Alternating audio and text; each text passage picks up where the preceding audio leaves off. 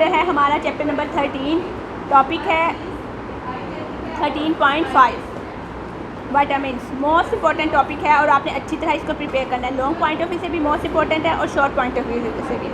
In 1912 Hopkin notice that addition to carbohydrates, protein and fats there are other substances needed for the normal growth. इसने 1912 में Hopkin एक scientist था, इसने कहा carbohydrate, protein और fats के अलावा एक और ऐसा सब्सटेंस है जिसकी और जिस्म की नॉर्मल ग्रोथ के लिए बहुत ज़रूरी है।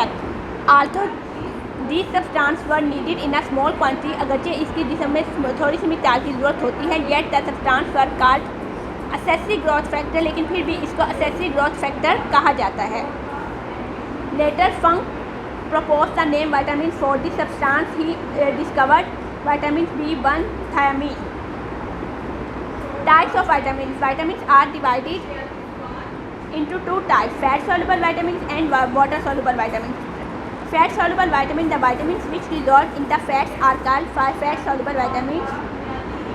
These vitamins are A, D, E and K.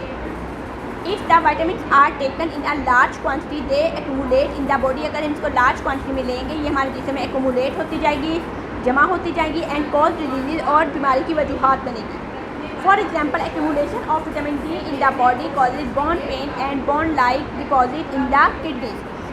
जब हम विटामिन डी को ज़्यादा मिकदार में लेंगे तो हमारी हड्डियों की पेन शुरू हो जाएगी और बोन लाइक डिपॉजिट और हड्डियों के एक डिपॉजिट जमा होना शुरू हो जाएगा और किडनी प्रॉब्लम बनेगी। How ever that deficiency also causes disease, इसकी कमी की वजह से भी डिजीज बनती हैं, जैसे कि sources, uses and diseases because of deficiency are provided in given below. यानी किसी भी चीज़ की एक्सेस और किसी भी चीज़ की कमी दोनों जो है वो हमारे लिए क्या होती है, खतरनाक साबित हो सकती है। Vitamin sources, uses and diseases. Vitamin A, dairy products, egg oil, fat, fish. It can also be obtained from the beta carotene found in the green vegetables, carrots and liver. Vitamin A हमें इन ज़राए से हासिल होता है। Uses maintain the health of the epithelium and act on the retina. ये epithelium को growth करता है एंड रेटिना और हमारे आंखों में रेटिना को बेहतर बनाता है। डार्क एडेप्टेशन मैकेनिज्म और अंधेरे में हमें नज़र आने में मदद देता है।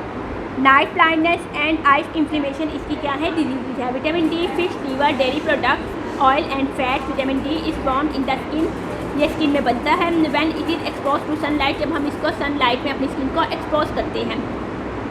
Uses has a role in the absorption of calcium, ये कैल्शियम को एब्जॉर्ब करता है, which is essential for the maintenance of healthy bones, जो हेल्दी बोन्स के लिए बहुत ज़रूरी है।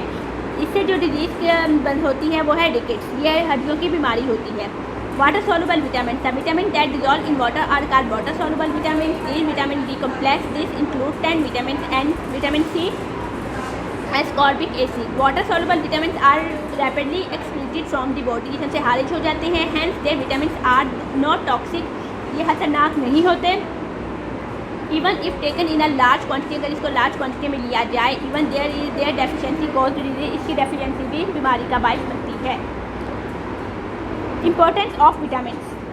Each vitamins play an important role in the healthy development of our body. Natural vitamins are organic food substance found only in the plants and animal. Our body is unable to synthesize vitamins. हमारी जिसमें काबिल नहीं होती vitamin को synthesize कर सके, because of this they must be supplied either directly in the diet of, या हम इसको खुराक के ज़रिए हासिल कर सकते हैं और by way of the dietary supplements या supplements के ज़रिए हासिल कर सकते हैं। They are absolutely necessary for the our normal growth, और ये हमारी नॉर्मल ग्रोथ के लिए बहुत ज़रूरी है।